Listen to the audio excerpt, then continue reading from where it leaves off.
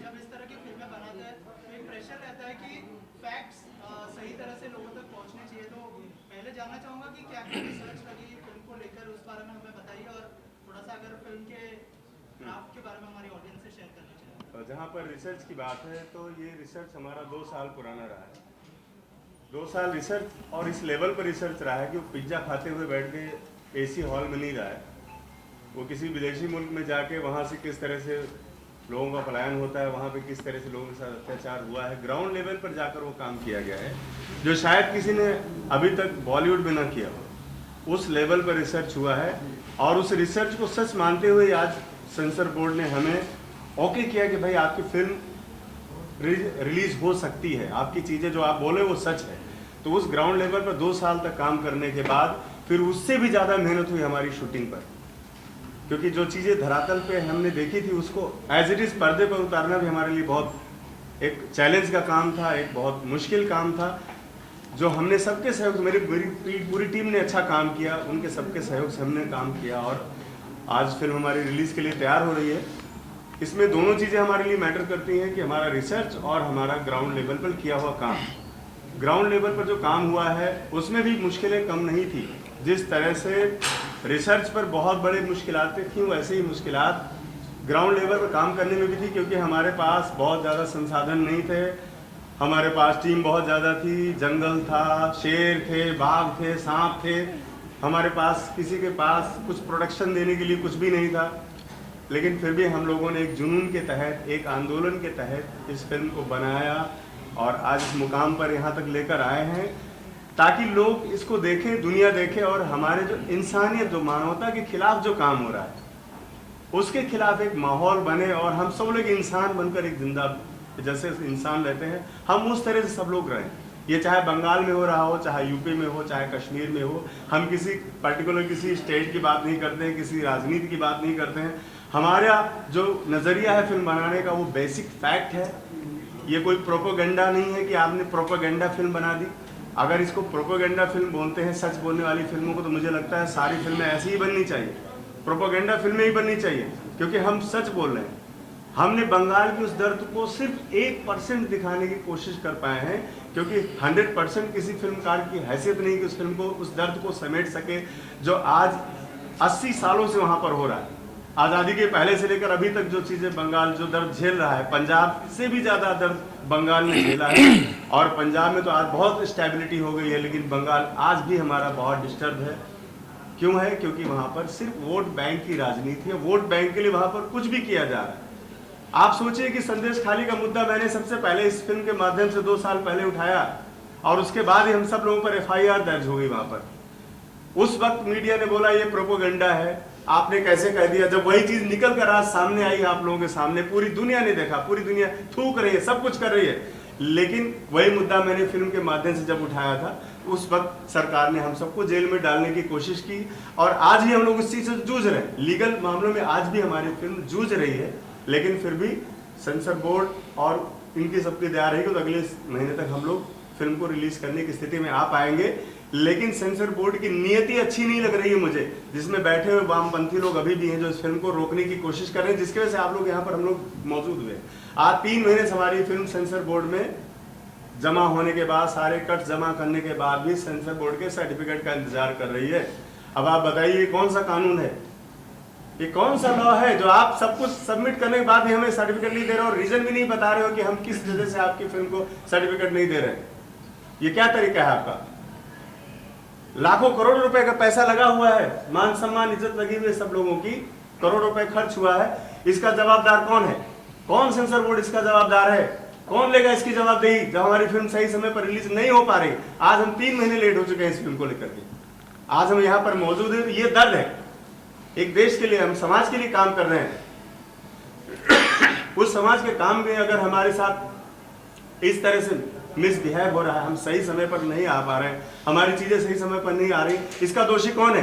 क्या हमारे पैसों की भरपाई करेगा सेंसर बोर्ड? क्या ये आप लोग बताइए मुझे। आज इस मुद्दे से हम लोग यहाँ पर बैठे, कोई रीजन नहीं बता रहे हैं। वो लोग बोले सब ठीक है, हमारे यहाँ जमा है। अरे जमा है तो दो सर्टिफिकेट दो। हम 1.5 महीने से चिल्ला रहे हैं हमें सर्टिफिकेट दो भैया, फिल्म रिलीज करनी है। बाद में हमारे पास जब कोई नहीं बचेगा तो हम कहाँ से फिल्म को लेकर के आएंगे मार्केट में? जाहिर सी बात इसके पीछे पाकिस्तान और सारे लोग काम कर रहे हैं जो हमारे फिल्म के अगेंस्ट में है, जो हमारे देश के अगेंस्ट में है, जो मानवता के अगेंस्ट में है। इंसानियत के लिए हमने अगर फिल्म बनाई है, अगर इसके अगेंस्ट में कोई जा रहा है तो जाहिर सी बात है कि वो हमारे देश के खिलाफ है, वो चाहे सेंसर बोर्ड ही क्यों ना हो। आज सरकार इतना अच्छा काम कर रही है, लेकिन सरकार को भी जरूरत है कि ऐसे लोगों को चिन्हित करने के लिए कि जो राष्ट्रवादी फिल्मों को, जो सच बोलने का मादा उठाए आज 70 सालों के बाद, ऐसी फिल्मों को बाहर आने के लिए कौन रोक रहा है? कौन ऐसी ताकत जो रोक रही है?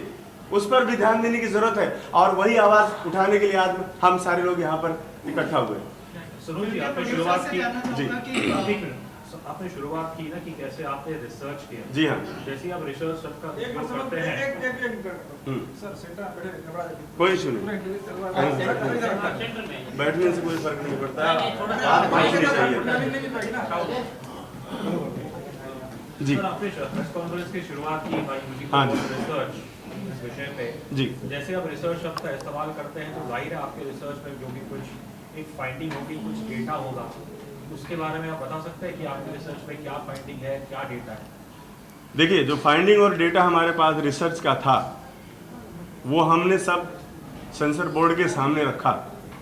सेंसर बोर्ड ने उसको एक्सेप्ट किया, उसकी कमेटी ने पहले रिजेक्ट किया, दूसरी बार फिर जब फिर से कमेटी बैठी तो उन्होंने एक्सेप्ट किया कि हाँ आप जो बोल रहे हो वो सच है, क्योंकि वो मैं जानना चाहता हूँ सेंसर CPFC तो बाद में आता है। हाँ जी, बट आपने जो रिसर्च किया उसके रिसर्च के अनुसार क्या कंक्लूजन हुआ, क्या इशू है, उस पर कुछ डेटा है, पॉजिटिव है कि देखिए मेरा मकसद फिल्म को बनाना था, उस आवाज़ को उठाना था जो विदेशों में बहुत कम लोग, चंद लोग जो दूसरे धर्मों के बचे हुए उनके साथ जो अत्याचार हो रहा है, मुझे उस आवाज़ को उठाना था। वो चाहे पाकिस्तान हो, चाहे बांग्लादेश हो, चाहे अफगानिस्तान हो, जहाँ पर माइनॉरिटी, जहाँ पर 24% 22% लोग रहते थे, वहाँ पर 1-2% लोग बचे हैं खाली, बाकी 22% कहाँ गए? ये हमारी फिल्म की कहानी है, ये हमारी फिल्म का थॉट ही है कि 22% लोग कहाँ गए। फॉरेन कंट्रीज का है, वहाँ तो डेटा अवेलेबल है। हाँ जी, तो हर न्यूज़ में आता ही। जी बिल्कुल, इसलिए ये जरूरी डेटा सर आपके पास यहाँ पर, सर डेटा यहाँ पर आपके पास हाई कोर्ट, सुप्रीम कोर्ट में इतना भरा हुआ है, जिस बेस पर मैंने फिल्म को बनाया हुआ है कि ऐसी 2-4 हज़ार फिल्में बन जाएंगी। इतना डेटा, इतना मानवाधिकार के पास इतना डेटा भरा हुआ है। मैंने उन्हीं से रेफरेंस लिया है और ग्राउंड लेवल पर जाकर उन चीज़ों को चेक किया है, तब मैंने फिल्म में उसको रखा है। मैंने विशेष तौर पर मानवाधिकार आयोग और जो हाई कोर्ट, सुप्रीम कोर्ट में सबमिट की गई हुई याचिकाएं हैं, मैंने उनके आधार पर काम किया है और इस फिल्म को मैंने बनाया। सर ऑब्वियसली जो हमारे हिंदू भाई हैं जो नेबरिंग कंट्रीज में हुआ परसिक्यूटेड जी, सो उनका तो खैर इट्स अ सैड रियलिटी। लेकिन जो बंगाल में शायद और असम में भी जो ज़्यादा एक मैं कहूँगा प्रेसिंग इशू रहा है इतने सालों से, वो वही रहा है रोहिंग्यास का, इलीगल बिल्कुल माइग्रेंट्स का। हाँ बिल्कुल है। तो क्या ये फिल्म उस पर भी टच करती है? बिल्कुल वही है, टच नहीं करती, इन सारी चीज़ों को टच करती है। विदेशों में जो हो रहा है उसको भी टच करती है और उसके बाद वही जो माइनॉरिटीज़ यहाँ पर आती है उसके साथ क्या हाल हो रहा है, और रोहिंग्या आते हैं तो उनके साथ क्या हाल हो रहा है। जो वहाँ के लोग आते हैं वो चूँकि बहुत गिने चुने चंद लोग, उनका कोई वोट बैंक है नहीं, तो उनको कचरे में फेंक दिया जाता है। लेकिन जो वहाँ से जो लोग आते हैं जिनके पास एक पहनने के लिए कपड़ा है, जिनके पास एक लोटा है, गरीब लोग हैं, एकदम निर्धन हैं, लेकिन फिर भी उनको दामाद जैसा बनाया जा रहा है, यहाँ पर बिठाया जा रहा है, और उसके बाद उनको जब सरकारी सहूलियत मिल जाती है तो वही लोग पूरे देश में क्या करते हैं ये बताने की जरूरत नहीं। आप लोग मीडिया के लोग हैं, सबके पास आंकड़े मौजूद होंगे। चुनाव से पहले इस फिल्म को लेकर आप आए हो और रिलीज की बात कर रहे हो, अगर सेंसर बोर्ड की तरफ से इस चुनाव से नहीं मिलता है प्रस्तुति तो क्या करेंगे? चुनाव से क्या मतलब है? क्योंकि ये फिल्म कहीं ना कहीं प्रोपेगेंडा नहीं करती है। चुनाव इसके बाद भी तो होंगे, इस फिल्म के रिलीज के बाद भी तो चुनाव होंगे, तब क्या करोगे आप? तो इसके बाद हर इस देश में हमेशा चुनाव होते रहते हैं। अभी तो आधे चुनाव होने वाले हैं, मान लो, मैं कह रहा हूँ इलेक्शन की बात तो इसमें करना ही बेकार है। मैं रेवोल्यूशन की बात कर रहा हूँ सर। डिले हो गई थी जी, इलेक्शन कमीशन जो कोड ऑफ कंडक्ट, हाँ जी, उसके अनुसार आप इलेक्शन से कुछ 1 महीना पहले और कुछ शायद 1 महीने बाद आप ऐसी फिल्में नहीं दिखा सकते। तो उस हिसाब से मतलब शायद इसलिए मेरे ख्याल से आपको लगता है CPFC भी टेंशन में होगा, क्योंकि वो भी शायद इलेक्शन कमीशन से अपडेट चाह रहा है। नहीं तो हमें फिर अप्रूव क्यों किया है? सेंसर बोर्ड ने हमें अप्रूव क्यों किया कि आपकी फिल्म रिलीज के लिए रेडी है? मुझे इसका जवाब चाहिए सेंसर बोर्ड से कि हमें अप्रूव क्यों किया। अगर अप्रूव किया है तो मुझे सर्टिफिकेट चाहिए फिर। कोई भी कंप्लेंट करेगा, हाँ, झंडा लेके किया है। बिल्कुल। लेकिन जब आपने ट्रेलर लॉन्च किया था तो आपके खिलाफ नोटिस जारी हुई थी हाँ, बंगाल पुलिस से। हाँ। उसमें अब ऑर्डर भी आ गया है। हाँ। और ऐसे में अब आप फिल्म को रिलीज करने की बात कर रहे हैं, क्या वजह मानते हैं कि सेंसर बोर्ड कहीं ना कहीं लोकसभा चुनाव को ध्यान रखते हैं, क्योंकि ये पर्टिकुलर फिल्म एक राज्य को दर्शाती हुई? मेरा ये मानना है ये कुछ नहीं है, ये सिर्फ जो अपोजिशन है उनका ये फंडा है कि किसी तरह इस फिल्म को रोक दिया जाए। मैं कह रहा हूँ इलेक्शन के बाद भी आएगी तो बात तो वही होगी ना। हम इलेक्शन से 3 महीने पहले फिल्म को रिलीज करना चाह रहे हैं, हमको इलेक्शन से मतलब नहीं, हमें मतलब है कि हम जो मेरा टारगेट ओरिएंटेड जो हमारा ऑडियंस है मैं वहाँ तक पहुँचूँ और हमारे जो पैसे लगे हुए हैं वो भी वापस आए, क्योंकि ब्याज पे लिया हुआ पैसा है, कई करोड़ ब्याज पे लिया हुआ पैसा है। और सीए बाद में लागू हुआ है। जी, सीए बाद में लागू हुआ, अच्छी बात है, लेकिन बंगाल में लागू हो गया है कि नहीं ये भी नहीं पता मुझे, क्योंकि वहाँ से तो मुझे सुनने में आ रहा है कि हम सीए लागू नहीं करेंगे, ऐसी बातें सुनने में आ रही है। तो इस पर भी हम लोग क्यों नहीं कभी सवाल उठाते कि पूरे देश दुनिया में जिस कानून की ज़रूरत है, हमारी फिल्म सीए एनआरसी कानून का सबसे बड़ा पक्षधर हमारी फिल्म है। हम उस आवाज़ को लेकर आ रहे हैं कि क्यों ज़रूरत पड़ी इस कानून की। और जो संसद में अगर माननीय अमित शाह जी ने जो बोला है, जो बात किया है, वो इतना दर्दनाक क्यों है उसकी वजह मैं दिखा रहा हूँ इस फिल्म में ना, और वो ऑथेंटिकल है। वो वजह सब आप लोग भी जान सकते हो, अगर आप देश दुनिया देखना चाहते हो तो वो चीज़ें आज भी आपके आसपास मौजूद है। तो मैं ऐसा नहीं कह सकता इलेक्शन में मुझे तो इलेक्शन थोड़े लड़ना है कि मैं वहाँ जाके चुनाव लड़ने लगूंगा। और ये सुनिए सर, विपक्ष की मैं नहीं बात करता हूँ सर, मैं कह रहा हूँ पॉलिटिक्स इलेक्शन से इस फिल्म का क्या लेना देना है। ना हम कोई राजनीति कर रहे हैं, ना हम इलेक्शन लड़ने जा रहे हैं, ना बीजेपी ने उसने फंडिंग की है कोई कि मैं उसको फायदा पहुंचाने जा रहा हूं। अगर बीजेपी फंडिंग करती तो हम लोग साल भर पैसे मांगने के लिए नहीं घूमते रहते कि भैया फिल्म के पैसे दो तो हमको। और अगर फिल्म में हमने फंडिंग विदेशी बीजेपी की फंडिंग होती, आरएसएस की फंडिंग होती तो ये पिक्चर 500 करोड़ की बनी होती। इस फिल्म में अक्षय कुमार, सलमान खान जैसे लोग होते। हम न्यू कमर थिएटर आर्टिस्ट को लेकर फिल्म नहीं बनाते सर। आप इस बात को भी समझिए, मेरी दर्द को समझिए आप। फिल्म के प्रोड्यूसर से जानना चाहूंगा सर, आपसे जानना चाहूंगा इस तरह के जो सब्जेक्ट है उसको बैक करना कितना इम्पोर्टेंट है, और क्या कहना चाहेंगे जब आपको पहली बार इसके बारे में बताया तो क्या रिएक्शन था आपका? क्यों एग्री हुए आप इस तरह के सब्जेक्ट में पैसा इन्वेस्ट करने के? देखिए, मैं पहले अपना परिचय दे दूं। मैं पहले वसीम रिजवी था और शिया सेंट्रल वक्फ बोर्ड उत्तर प्रदेश का 4 बार अध्यक्ष रहा हूं, 2 बार दर्जा राज मंत्री रहा हूं, और कुछ स्थितियां ऐसी आई, चाहे वो राम मंदिर का इशू हो, उसमें भी मैं पक्षकार था, और ऐसा टकराव पैदा हुआ जिस धर्म से मैं ताल्लुक़ रखता था, इस्लाम से, तो मुझे इस्लाम से निकाला गया। मैंने सनातन धर्म को इख्तियार किया। अब मैं जितेंद्र नारायण सिंह हूँ। ये इशू जो है ये हमारी film the diary of West Bengal का है, और इस इशू को हम उससे नहीं जोड़ना चाहते, वो दुनिया जानती है। देखिए, the diary of West Bengal एक ऐसी फिल्म है, आप इसको एक बंगाल से जोड़कर नहीं देख सकते। ये एक पूरे देश की समस्या है जो बंगाल से पैदा की जा रही है। बंगाल में पैदा करके उसको परवरिश दी जा रही है, वो है रोहिंग्यास। वो कट्टरपंथी लोग जो भारत के अंदर आकर जिहाद जैसा इश्यूज के ऊपर काम करते हैं, या भारत के अंदर आकर गजवाए हिंद की बात करते हैं, उस तरह के इश्यूज के ऊपर हमारी ये फिल्म है the diary of West Bengal, जो उसको एक्सपोज करती है। ये बंगाल का रास्ता इसलिए है क्योंकि घुसपैठ वहाँ से हो रही है, वहाँ पर हुकूमत, हम साफ नाम लेना चाहते हैं, मैं डरता नहीं हूँ, मैं आज तक किसी से नहीं डरा। मेरे ऊपर 5 करोड़ का गर्दन काटने का इनाम भी है।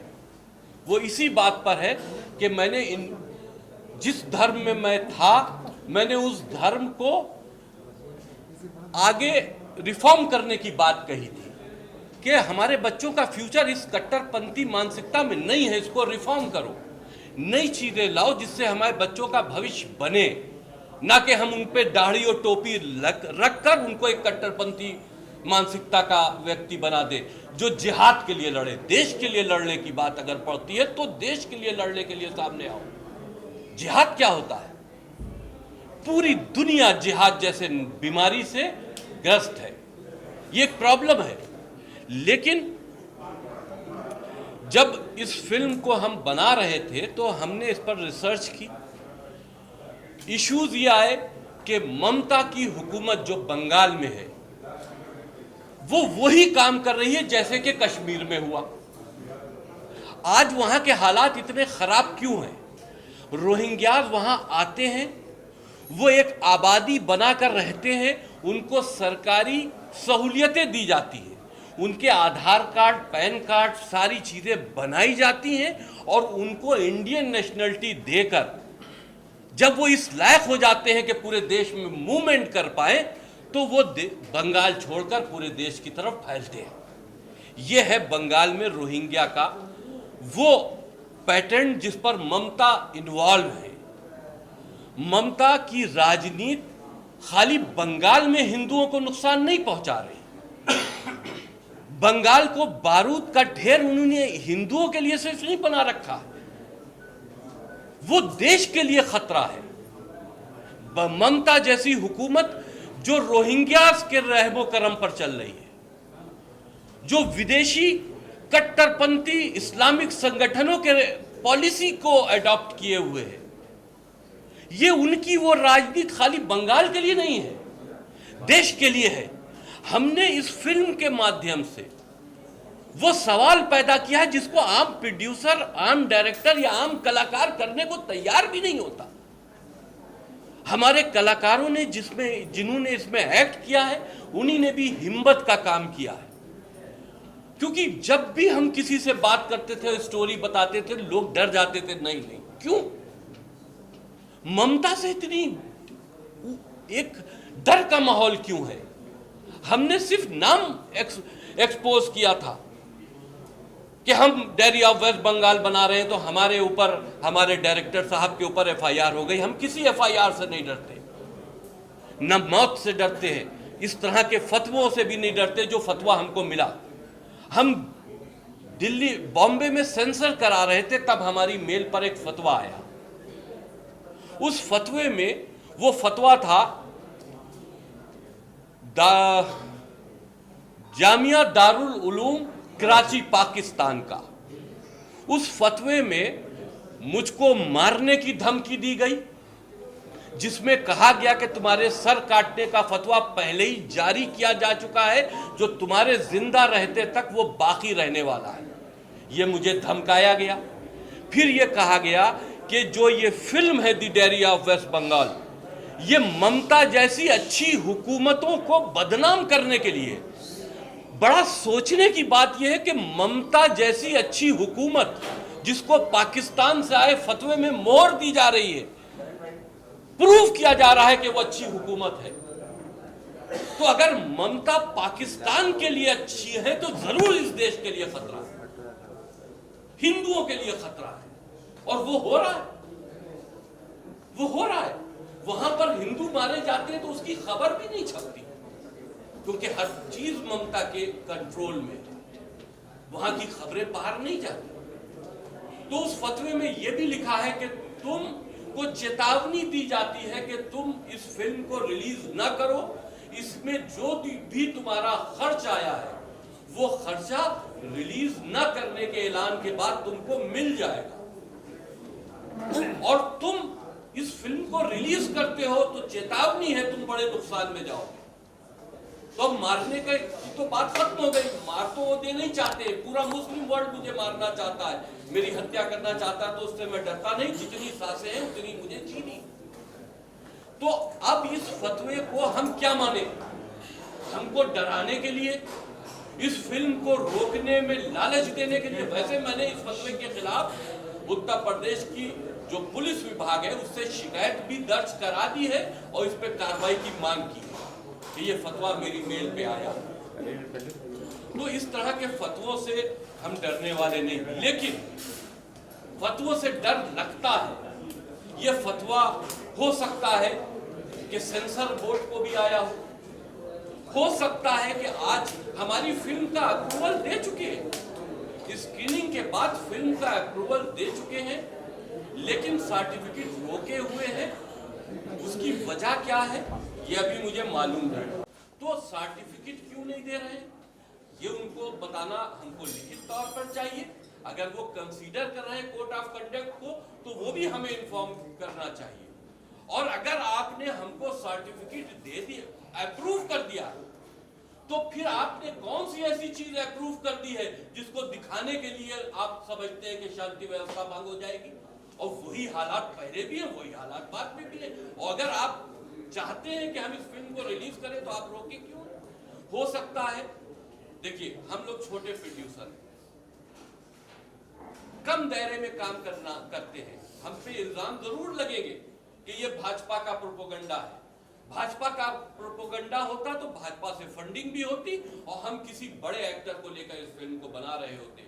हमने मंझे हुए एक्टर जरूर लिए हैं जो किफायती पैसों में मेरे साथ काम करने आए।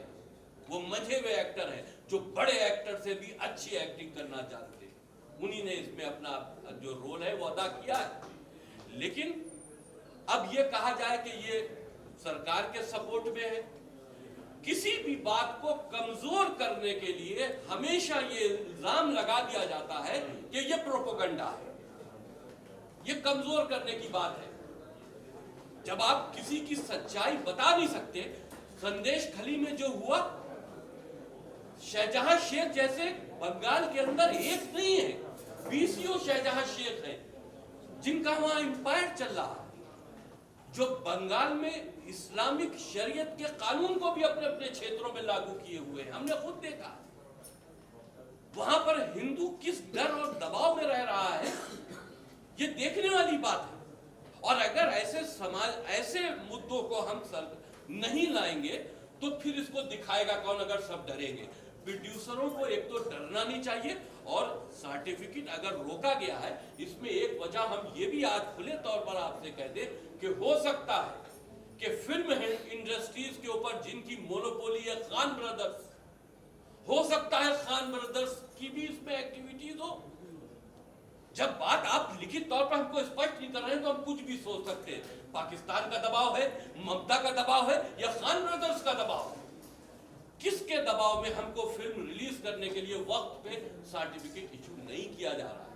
देना तो पड़ेगा क्योंकि आप अप्रूवल दे चुके हो। आज नहीं दोगे कल दोगे, लेकिन वक्त पर क्यों नहीं दे रहे हो ये एक सवाल है। तो सीधी सी बात यह है कि फिल्म एक सामाजिक इशू के ऊपर है।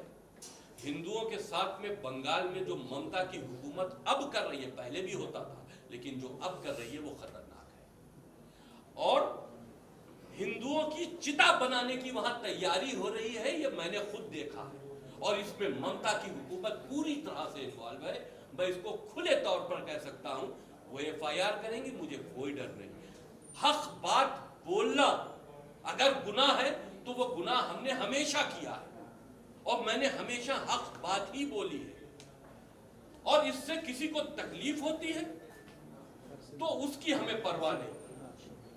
हम बचपन से हमारा एक मिजाज रहा है कि हम मेजॉरिटी को नहीं देखते, संख्या को नहीं देखते, उनका साथ देने की कोशिश करते हैं जो कम होते हैं। आज बंगाल में हिंदू डरा हुआ है, बंगाल में हिंदुओं का शोषण हो रहा है, उनके दुख और दर्द को फिल्मी प्लेटफॉर्म पर दिखाना चाहिए। इस सोच के साथ में हमने इस फिल्म को बनाया है और हम अपने सारे जो किरदार निभाया है जिन लोगों ने, हम उन सबको बधाई देते हैं कि ये सब भी बहुत बहादुर लोग हैं जिन्होंने इस फिल्म का पार्ट बने। सर, आपने बहुत बड़ी बात कही कि शायद पाकिस्तान, आपने तो खैर आपका पर्सनल एग्जाम्पल बताया कि पाकिस्तान की तरफ से ईमेल आया था, डायरेक्टर साहब ने भी कहा था कि पाकिस्तान का हाल हो सकता है।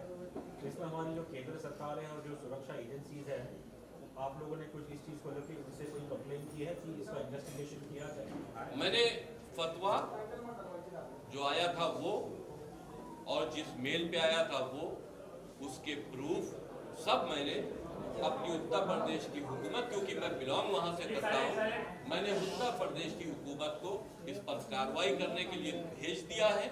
चाहे ATS जांच करे इसकी, चाहे हाई अथॉरिटीज जांच करें, फतवा देने वाले को पकड़ना चाहिए, चाहे वो पाकिस्तान में छुपा क्यों ना बैठा। अश्विन जी आपसे जानना चाहेंगे कि क्या सोच के आपने इस टॉपिक को चुना, ऐसा क्या लगा कि आपको ये काम करना पड़ा, क्या कहना चाहेंगे?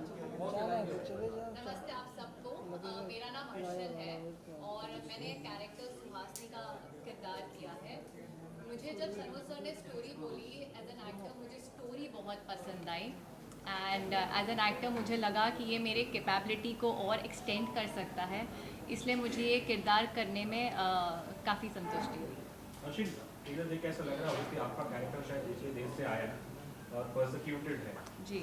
समझ मेरा एक सिंपल सा सवाल था कि एक परसिक्यूटेड चाहे उसका नाम हो सुहासिनी हो या फिर सबीना हो, इसमें तो कोई फ़र्क नहीं है जी।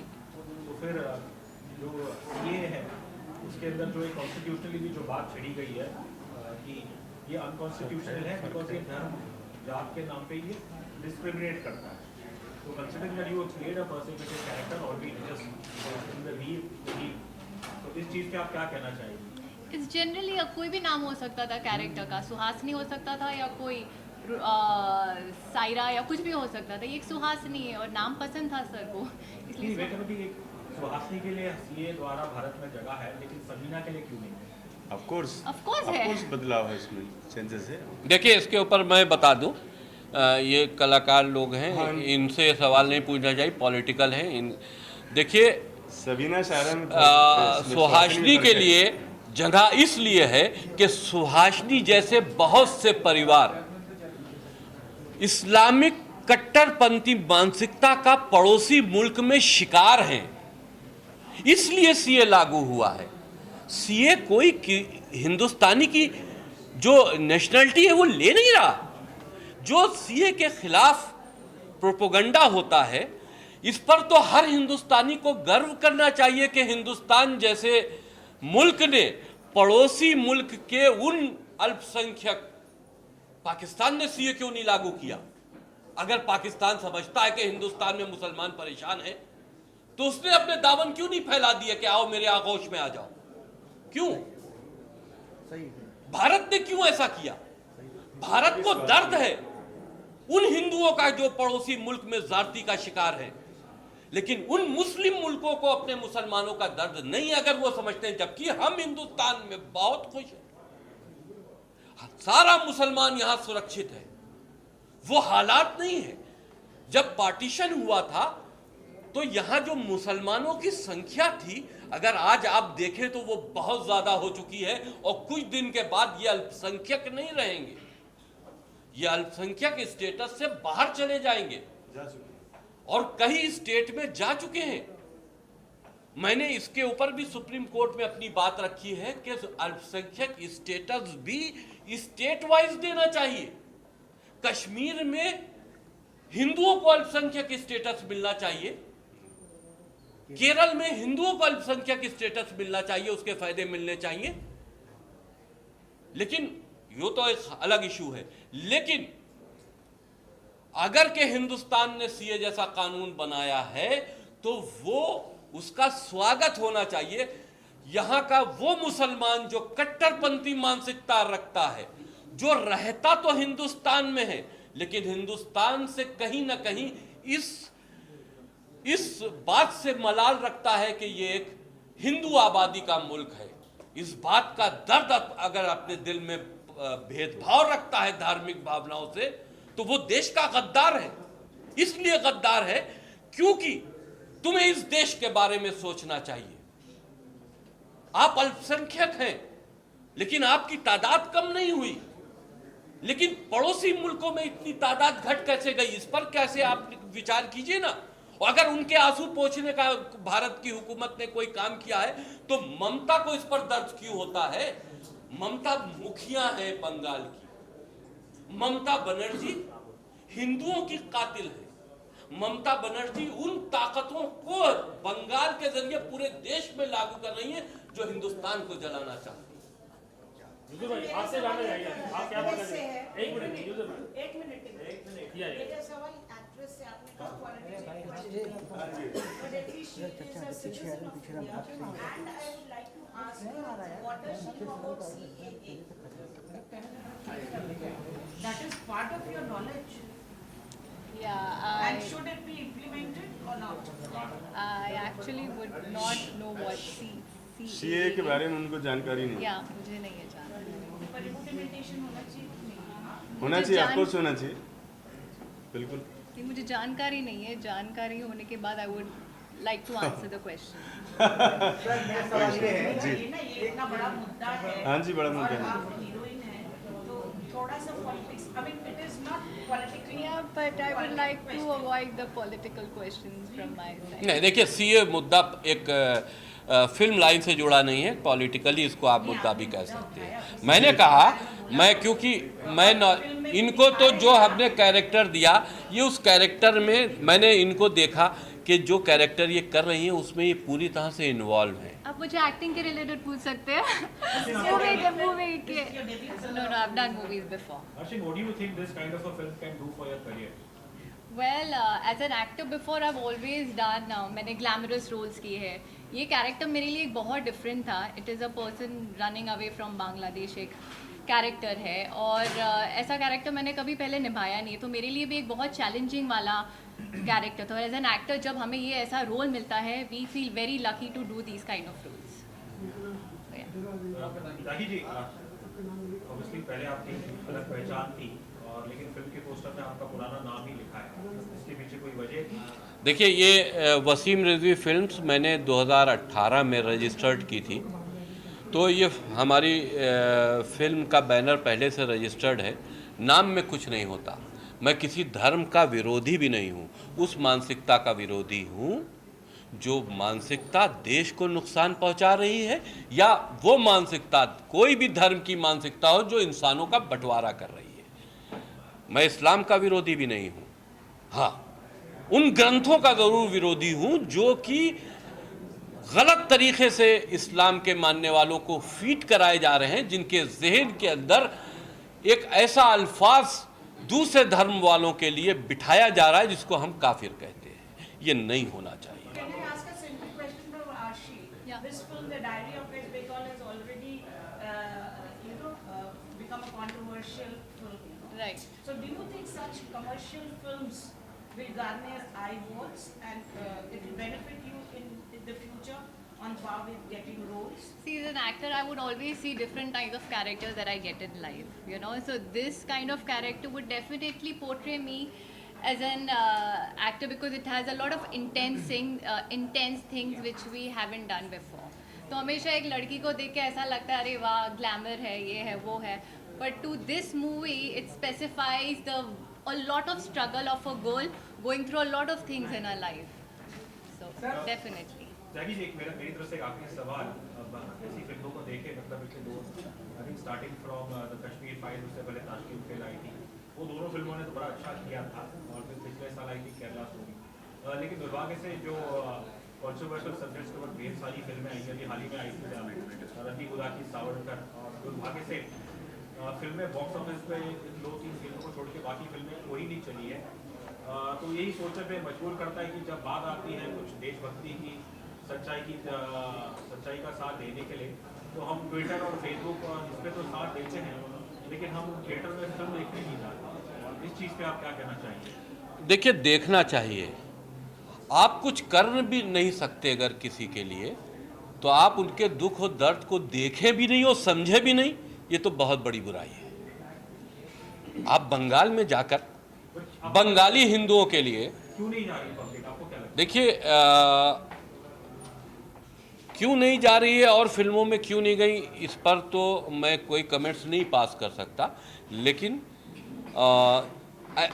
ठीक है, फिल्में जो हैं वो एक तरह से इंटरटेनमेंट का एक प्लेटफॉर्म है, लेकिन उसके साथ साथ फिल्में ऐसी भी अब बनने लगी हैं जो इस देश में समस्याओं को भी उजागर करती हैं। आप ज़रूर जाइए, उस तरह की फिल्में जो मज़ाक़िया हों, जो रोमांटिक हों, उस तरह की फिल्में भी देखिए, लेकिन इस तरह के सब्जेक्ट को देखने भी लोगों को जाना चाहिए। आप तभी तो समझोगे कहाँ पर क्या हो रहा है। हमने कोई चीज़ दिखाई है, उस दर्द को आप महसूस नहीं करोगे तो वक्त पड़ने पे आवाज़ क्या उठाओगे।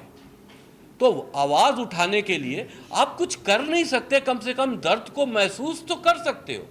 इसलिए मेरी गुजारिश यही है कि ऐसी फिल्में जब थिएटर में आए तो उसमें जाना चाहिए और देखिए कि हम क्या कह रहे हैं, या देखिए वो प्रोड्यूसर, वो डायरेक्टर, वो कलाकार किस भाव से उस फिल्म को बनाया है और उसमें क्या दिखाना चाहते हैं। हो सकता है कि कभी आपके दिल में ऐसी फिल्में देखकर रहम आए उन लोगों के लिए जो पीड़ित हैं। आप अपने घर से एक आवाज़ भी उठाओगे तो शायद वो आवाज़ उनके दर्द को कहीं ना कहीं मदद कर सकती है। सर, आप फिल्म के हीरो हो, आप उन्हें जानना चाहते हैं, ट्रेलर स्टोरी के बारे में इस तरह लोग बोला गया है, सोशल मीडिया ऐसा था कि सब लोग देखने को मजबूर हुआ, पिक्चर को हिट किया, जिसमें बोला केवल स्टोरी नहीं चलेगा, जिस तरह का आपके बात हो रहा है उसी तरह पिक्चर लोग धीरे धीरे लोग देखने गया। क्या लगता है आपको, इस तरह आपको कामयाबी मिलने की कोई रास्ता है, या आप कैरेक्टर के बारे में बताएं? क्यों नहीं रास्ता है, इसमें डेफिनेटली मिलेगा। कामयाबी करेंगे जो सबने मेहनत करी है इसके अंदर, और हम लोग हमेशा पॉजिटिव रहते हैं कि चलेगी। हम ऐसा कभी नहीं सोचते कि नहीं चलेगी, हमने करा है तो चलेगी, डेफिनेटली चलेगी। और बाकी आपने क्या पूछा मुझसे? आपके रोल किरदार क्या है इसमें? जी, मेरा किरदार इसमें है, इसमें मैं 2 प्ले कर रहा हूँ, अतीक और प्रतीक। पॉजिटिव भी है इसमें, नेगेटिव भी है, और काफ़ी अच्छा कैरेक्टर है इसमें। इस पिक्चर करते समय कोई डर भी लगा है कि हमारे बापपंथी लोग वहाँ पे है, कोई धमकी आए, इस तरह का रोल कर रहा हूँ मैं, समाज में मुझे किस तरह के लोग दिखाई, कुछ ऐसे कुछ हुआ? नहीं, ऐसे धमकी तो हमें नहीं आई। वी आर एक्टर्स, तो हमारा काम फोकस रहता है एक्टिंग पे। पॉलिटिकली हम लोग नहीं है इन्वॉल्व इसमें। और पर्सनली मैं भी, हम लोग कभी, मैं इन जनरल भी कोई हिंदू, मुस्लिम, सिख, ईसाई उस पर नहीं जाता हूँ। ये स्क्रिप्ट जब सर मेरे पास लेकर आए और उन्होंने पूरी इस पर रिसर्च करा है, कहीं ना कहीं इसमें सच्चाई है, 100% सच्चाई है, इसलिए हमने करी है। लेकिन पर्सनली हमें किसी के अगेंस्ट नहीं है, क्योंकि हमने एक मुद्दा उठाया जिसमें हिंदू और मुस्लिम है, लेकिन अगर वो बहुत और भी रिलीजन है, हर कोई क्रिमिनल मुस्लिम नहीं है, हिंदू भी है, क्रिश्चियन भी है, हर क्रिमिनल है। फिलहाल हमने एक मुद्दा उठाया है, तो पर्सनली हमें किसी के अगेंस्ट नहीं है, लेकिन एक सर्टन सेट ऑफ पीपल है जो ये कर रहे हैं, स्पेशली वेस्ट बंगाल में। तो वो सारी चीज़ें सर मेरे को लेकर आए, हमें स्क्रिप्ट अच्छी लगी और काफ़ी चैलेंजिंग लगा ये रोल, इसलिए हमने उसको निभाया है। बट पॉलिटिकली मुझे कोई एक वो नहीं है कि मैं इनके अगेंस्ट हूँ ऐसा। नहीं लगता है मुद्दा काफी धीरे, मतलब बहुत धीमे उठाया गया है, पहले उठाना चाहिए मुद्दा जो आप लोग दिखा रहे, पहले उठाना चाहिए, काफी लेट हो गया आप लोग लाने में। लेट तो सर ने, वही तो इसी के लिए तो सर बात कर रहे हैं, लेट हमारी तरफ से नहीं, हम तो काफ़ी टाइम से तैयार बैठे हैं, बट उसको आगे चीज़ें मिले तो निकलेंगे। एज एन एक्टर हम भी तो वेट कर रहे हैं कि चीज़ जल्दी रिलीज हो।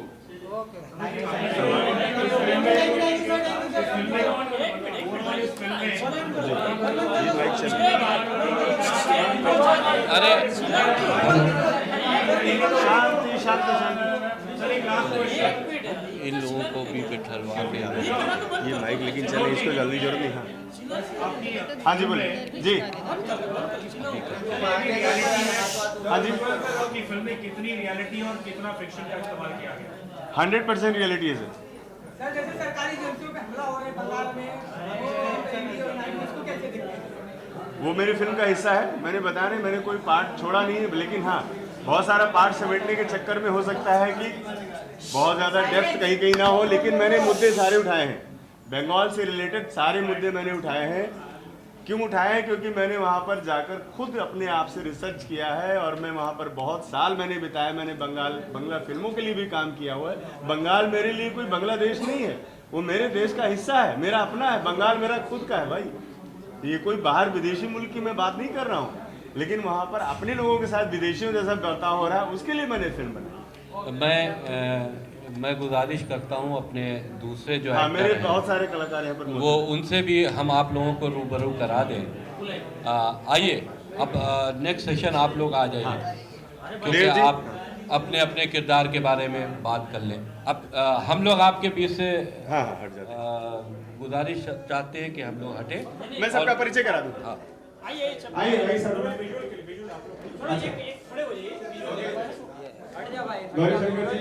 देव फौजदार जी, कमांडो जी, ओ चाचा और मुकेश जी, और जो भी पीछे पड़ा है, बोल रहा हूँ वाले थोड़ा घुसे जा रहे हैं। सामने देखो भाई, मेरा ही लाइट है क्या?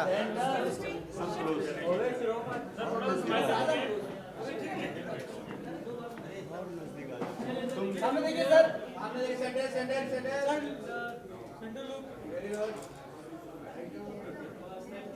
Thank you. Okay thank you sir. आओ अभी मैं समझा पहचान का आपको पक्का पता है कि मैं न्याय कर पाऊंगा, तो उन्होंने बोला कि नहीं आप ही न्याय कर पाओगे। उसके बाद जस्ट वो वापस आए हमारे थिएटर में ही और बोले कि आपने पूरा न्याय किया है। मैंने कितना कुछ किया है पता नहीं। हाँ, एक छोटा सा इंसिडेंट है कि क्योंकि मैं भी कभी धार्मिक विवादों में नहीं फंसना चाहता, रंगमंच से हूँ। हम लोग की अपनी एक जिम्मेदारियाँ होती हैं समाज के प्रति, पूरी दुनिया के प्रति। तो मैंने इस फिल्म का कभी पोस्टर या ऐसा कुछ स्टेटस अपने फेसबुक सोशल मीडिया पर नहीं लगाया था जिसकी वजह से कहीं कुछ नेगेटिव हो जाए। उसके बहुत सारे कारण थे, लेकिन मैं पढ़ाता हूँ तो उसमें एक स्टूडेंट था जो कि बंगाल से था।